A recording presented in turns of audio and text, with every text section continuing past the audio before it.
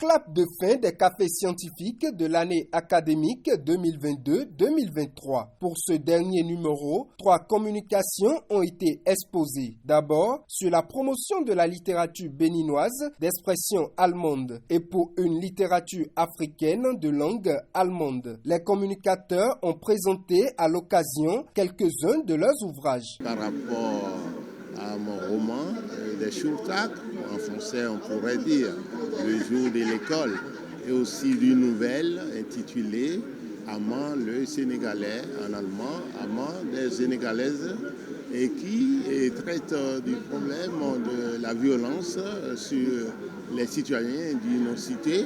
Et le premier roman traite du problème de la violence à l'école, ça veut dire violence enseignant envers les apprenants. Et il faut reconnaître que c'est le thème de la violence qui s'y trouve ainsi développé. À la fin de cette communication, tout ce que j'ai pu dire, c'est de nous demander de pouvoir faire des recherches pour pouvoir contribuer efficacement au développement de notre pays. Et aucune langue n'est à laisser parce que nos langues nationales jouent aussi un grand rôle dans le développement du pays. Il ne faut même pas hésiter à écrire dans ces langues-là.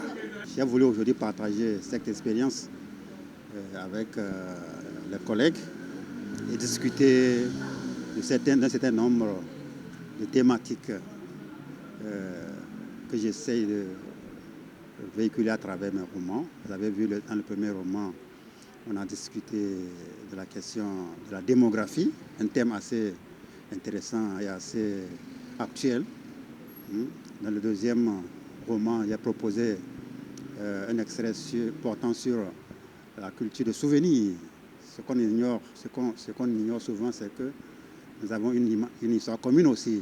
Les participants ont également eu droit à une communication sur l'exploration des fonctions de l'alternance codique. Vous savez, lorsque vous êtes avec des gens qui se mettent à parler une autre langue avec un autre ami, vous comprenez ce que ça veut dire.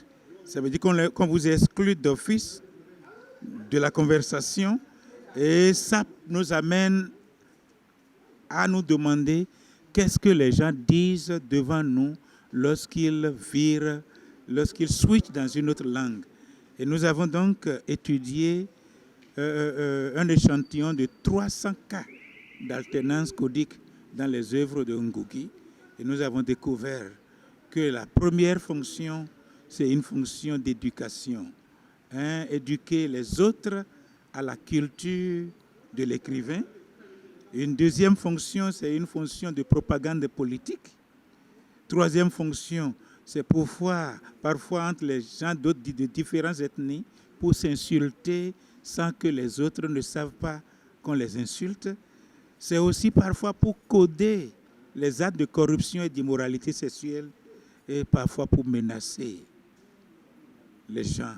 Le café scientifique, un rendez-vous d'expérience et de partage de connaissances réunissant les grandes figures de la science d'ici et d'ailleurs, ferme ainsi ses portes pour le compte de l'année académique 2022-2023. Chercheurs, professeurs et étudiants se donnent rendez-vous pour la rentrée scientifique prochaine.